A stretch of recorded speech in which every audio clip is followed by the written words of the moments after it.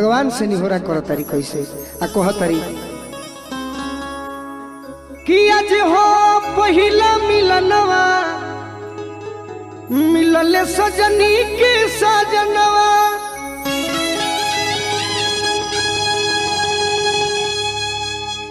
कि हमारे अंग अंग गुलाब नियन खिलल बाबा दनवा सुनी सुनी भगवान जन बिहान होके दी कि आज राजा जी के कुरवे में जवन होके दी आज राजा जी के कुरवे में जवन होके दी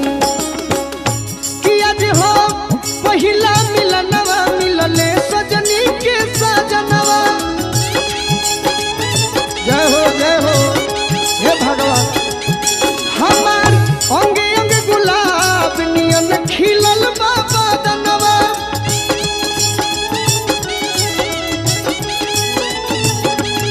सुनी सुनी भगवान जन बिहान होके दी कि सुनी सुनी भगवान जन बिहान होके दी तो यह बेराजा जी के कुरवे में जवन होके दी आज राजा जी के कुरवे में जवन होके दी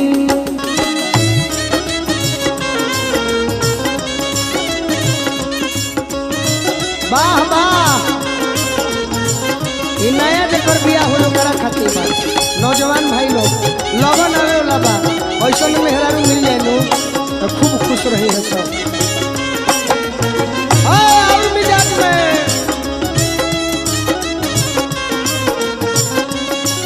देह पे राजा जी के कुरवे में जवन होके दी आज राजा जी के कुरवे में जवन होके दी लड़की कहती है कि इतना खुशी मिली राजा जी के कोठवा में कार्तिक भैया राजा जी के उठावा में उठ जब शादी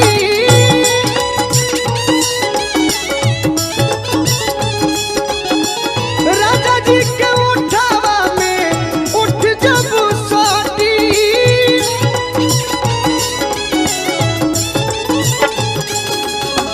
भुकुर भुकुर परी हमारा दिलवा के बाती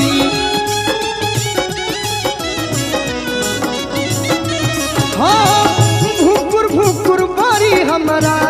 दिलवा के बाती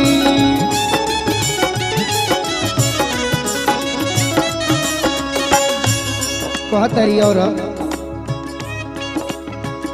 कि रात भर लभ के दरियावे में हे भगवान जी हमार दिल के बात सुन ली आ जौन मन में मनोकामना बा आज पूरे कर दे कि रात भर लभ के दरियावे में मेहान होके दी आज राजा जी के कुरवे में जवन होके दी आज राजा जी के कुरवे में जवन होके दी वाह फिरोज भैया बना रही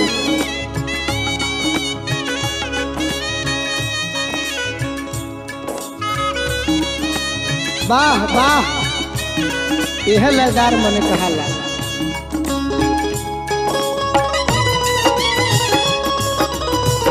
वाह वाह आनंद भैया हे बड़कुन भैया हंसत रहा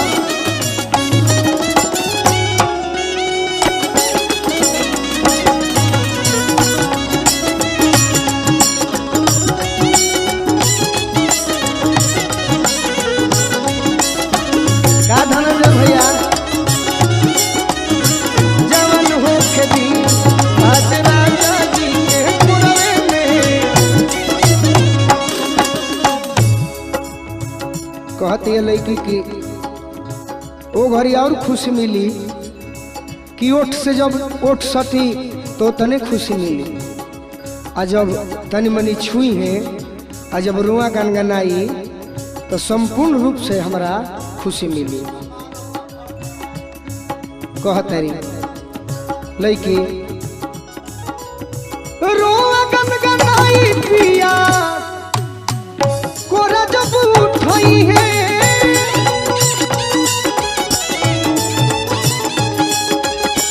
रुआ गनगनाई पिया कोरा जब उठई है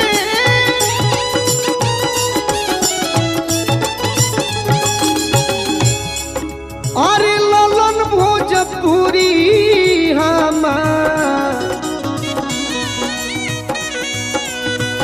जियारा जुड़ई है ललन भोजपुरी हमार जियारा जुड़ई है। कहतरी ये भगवान अब जे नैहर में यार बा गोलू राजा अब परेशाने हो खस तब हमारे का दोष बा। अब तो जरा जोरे बियाह भइल बा कर लू हम बानी ओकरे रहे के बा ओकरे संगे जिंदगी बितावे के बा। कार्तिक भैया गोलू राजा के